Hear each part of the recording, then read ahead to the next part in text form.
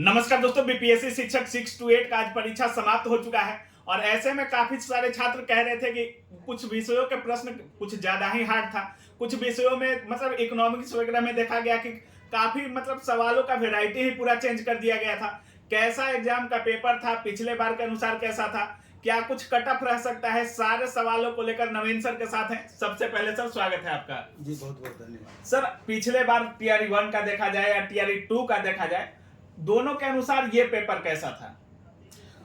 हाँ ठीक था। उनके बनिस्पत थोड़ा सा लेवल नीचे इसको कह सकते हैं। नीचे था। बहुत अंतर तो नहीं, लेकिन उसके बनिस्पत खास करके टीआरई 3 में जो इससे पहले पेपर हुआ था उसके बनिस्पत थोड़ा सा अप डाउन इसको बोल सकते हैं। मतलब जो पेपर रद्द हुआ था उससे। हाँ अच्छा। हालांकि ये ऐसा उम्मीद नहीं था एक्चुअली में। जब भी री एग्जाम हुआ है अब तक क्वेश्चन का लेवल अच्छा खासा स्टैंडर्ड रखा गया है, लेकिन ये उससे परे था। आप तो खुद रिव्यू ले रहे थे, छात्रों का देखे होंगे। छात्र जैसे ही बाहर निकल रहे थे उनकी चेहरे की खुशी ही बता रही थी कि को सब बच्चे अपने एग्जाम से संतुष्ट हैं। लेकिन सर, एग्जाम देने के बाद की खुशी और जब आता है आयोग का आंसर की उसके बाद में बहुत अंतर हो जाता है सर। अंतर तो स्वाभाविक है, सब दिन से होता आया है, क्योंकि उस समय जैसे ही दे करके निकलते हैं वो अपने हिसाब से कैलकुलेट करते हैं कि 90 नंबर आ रहा है, 95 नंबर आ रहा है, 120 में 100 नंबर आ रहा है। वही जब आंसर से मिलान करते हैं पता चलता है 15 नंबर हमारा कम हो गया, 20 नंबर कम हो गया, कैसे मिस हो गया ये पता ही नहीं चलता है उनको। तो ये सारी बातें 1 से 2 दिन में आपको जैसे ही एग्जाम समाप्त होगा 1-2 दिन के अंदर में वास्तविक स्थिति पता चल जाएगा। लेकिन जो क्वेश्चन का लेवल रहा है, हालांकि देखा जाए तो ओवरऑल जैसे आज 6 to 8 मैथ एंड साइंस का एग्जाम था, 6 to 8 एसएसटी पेपर का था, इसके अलावा लैंग्वेज पेपर का था। तो सबसे ज़्यादा अगर ओवरऑल की बात करें, सबसे ज़्यादा जो परेशान किया है वो आपका इंग्लिश लैंग्वेज के क्वेश्चन जिस तरह पूछे गए हैं परेशान किया है। लगभग 35 क्वेश्चन सिर्फ लिटरेचर से पूछ दिया गया। हालांकि ये उन छात्रों के साथ बहुत दिक्कत नहीं हुआ होगा जिनका 9th 10th 11th 12th दोनों है, क्योंकि वो इस सेक्शन को अच्छे से पढ़ाई ऊपर के लेवल में करते हैं। लेकिन बाकी आम स्टूडेंट को उस सेक्शन में बहुत ज्यादा प्रॉब्लम हुआ है इंग्लिश में। इसके बाद सबसे ज्यादा परेशानी की बात करें, जैसे अभी आप चर्चा किए इकोनॉमिक्स के बारे में, उसमें लगेगा कि इकोनॉमिक्स में ज्योग्राफी टाइप का क्वेश्चन पूछ दिया है। और इस तरह का क्वेश्चन था कि बच्चे वहां का परेशान होना स्वाभाविक था। जिस हिसाब से पढ़ के गए थे थोड़ा उससे परे था, बाकी लगभग ठीक ठाक था। अगर मैथ साइंस की बात करें तो साइंस के बनिस्पत मैथ ज्यादा टफ था। अगर दोनों में तुलना आप करते हैं तो लेकिन साइंस को भी बोल रहे थे कि तो हल्का टफ था। इजी टू मॉडरेट बोल सकते हैं, और आप मैथ को भी इजी टू मॉडरेट बोल देंगे, लेकिन मैथ में वेट ज्यादा रहेगा, क्योंकि मैथ का क्वेश्चन बनिस्पत साइंस का थोड़ा सा ठीक था, मतलब और उससे स्टैंडर्ड था। अगर 40 क्वेश्चन की बात करें, कॉमन पेपर की अगर हम बात करें तो कॉमन पेपर में करंट अफेयर जिसकी बात आप बोले हैं तो वो मॉडरेट क्वेश्चन था। तो बहुत आसान नहीं था कि हर कोई स्टूडेंट 8 का 8 सही बना ले, वो मॉडरेट क्वेश्चन था। तो जो करंट का अच्छे से स्टडी किए होंगे 5-6 सही करेंगे, जो बहुत अच्छे से तैयारी उसका स्टडी किए होंगे। नहीं तो एवरेज स्टूडेंट 3-4 यानी 50% अप्रॉक्स करंट में सही करेंगे। लेकिन बाकी की अगर हम बात करें,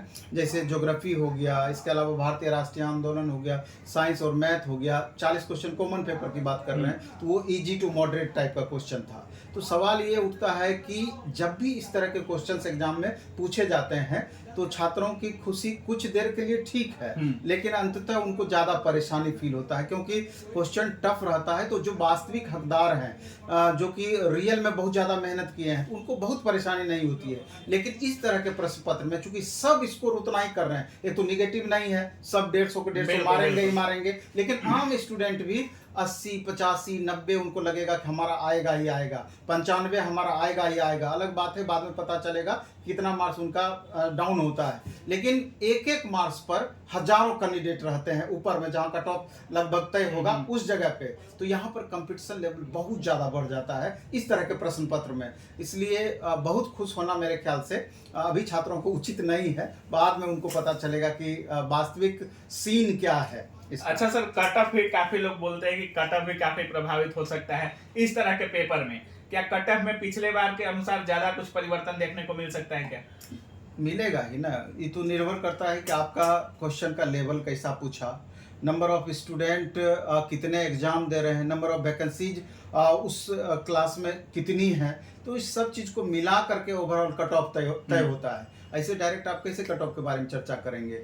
तो ओवरऑल यही परिस्थिति है। अब सवाल ये उठता है कि जो इससे पहले दावे किए जा रहे हैं, एक तो इसमें तय है कि अभी तक किसी भी तरह का कुछ गड़बड़ नहीं हुआ है, पारदर्शिता रहा। हाँ बिल्कुल पारदर्शिता रहा। इसके लिए आयोग निश्चित रूप से धन्यवाद के पात्र हैं।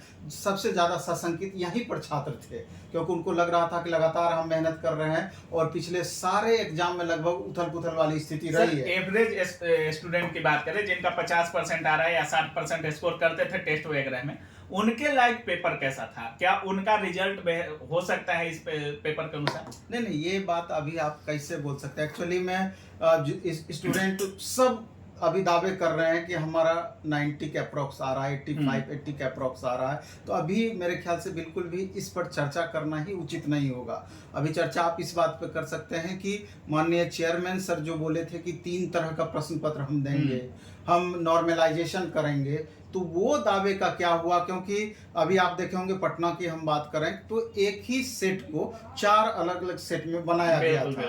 और लगभग दरभंगा हम बात किए, सारण हम बात किए, वहां पर भी अलग परिस्थिति हमको नहीं दिखी। तो सवाल उठता है कि नॉर्मलाइजेशन वहां होता है जब एक से अधिक सीटिंग में क्वेश्चन हो या एक से अधिक सेट बने। यहाँ पर तो ऐसी बात है नहीं अभी तक जो हमको ज्ञात हुआ है। तो इसे लेकर के वहां पर हो सकता है कि माननीय चेयरमैन सर इस तरह के माहौल बनाए हों कि जो या कुछ नॉर्मलाइजेशन का अलग पैमाना भी बीपीएससी दे सकता है क्या? नहीं, वो तब होगा जब एक से अधिक सेट बनेगा। वो तो होते रहा है, रेलवे में भी होता है, हर जगह जब एक से अधिक होगा। अगर एक ही सेट को 4 भाग में बांटा गया है तो यहाँ पर नॉर्मलाइजेशन की बातें ही नहीं सार्थक होगी। सर हम रिव्यू ले रहे थे तो कुछ छात्र आपको धन्यवाद भी दे रहे थे, हालांकि मेरे वीडियो में आवाज नहीं आया, उसके लिए सॉरी, जयमर लगा हुआ था। आपके कुछ शिक्षकों को भी धन्यवाद दे रहे थे वो लोग। प्लेटफॉर्म का क्या मतलब, प्लेटफॉर्म के छात्रों का क्या रिव्यू है इस पेपर में? जैसे कि सवाल ये उठता है कि ये जो सवाल आप करते हैं, जितना लगातार हमने मेहनत किया और खास करके क्लास तो कमोबेश लगभग हर जगह थोड़ा ऊपर नीचे चलता है, बिल्कुल। और बेहतर देने का हमेशा से प्रयास करते रहे हैं। TRE 2 में भी देखे होंगे लगभग 2100 छात्रों का यहाँ से डायरेक्ट रिजल्ट था, 950 के लगभग तो हमने फोटो रिलीज किया था। सबसे ज्यादा जो स्टूडेंट को अलग से फायदा हुआ पूरा पटना में, अभी आप देखेंगे जितने तरह का हमने टेस्ट चलाया, लगभग 1 महीने में 80 तरह का टेस्ट हम ले पा रहे थे और 4000 प्लस स्टूडेंट ऑफलाइन में भाग ले रहे थे और ऑनलाइन में हजारों छात्र उसमें भाग ले रहे थे और उसका प्रॉपर वे में डिस्कशन चल रहा था। तो लगभग 500-600 क्वेश्चन का डिस्कशन हम डेली हमारा यूट्यूब पे चल रहा था। तो इससे जो यहाँ पर डायरेक्ट जुड़े हुए छात्र थे वो तो लाभान्वित हुए ही, साथ में जो इनडायरेक्ट रूप से यूट्यूब पर जो बच्चे देख रहे थे लगातार, टेलीग्राम पर जिस हिसाब से हम क्वेश्चन पेपर डालते थे तो वहां से भी हजारों हजार की संख्या में छात्र लाभान्वित हुए। ये मेरे बोलने से कुछ नहीं होता, ये छात्र एक्चुअल रिव्यू छात्र ही इससे रिलेटेड देंगे। इसलिए बहुत टीचर है चिल्ला चिल्ला करके दावे प्रतिदावे अपना पूरा करने की कोशिश करते हैं, इतना रिजल्ट। हमको लगता है कि इसमें चिल्लाने या बहुत दावे एकदम मजबूत करने की बातें नहीं है। जो वास्तविकता होती है ऐसे ही दिखते रहती है। छात्र खुद ब खुद अगर आप अच्छा कराएंगे उसको अच्छा बोलेंगे, गड़बड़ कराएंगे तो उसका कितना भी आप चिल्ला लीजिए।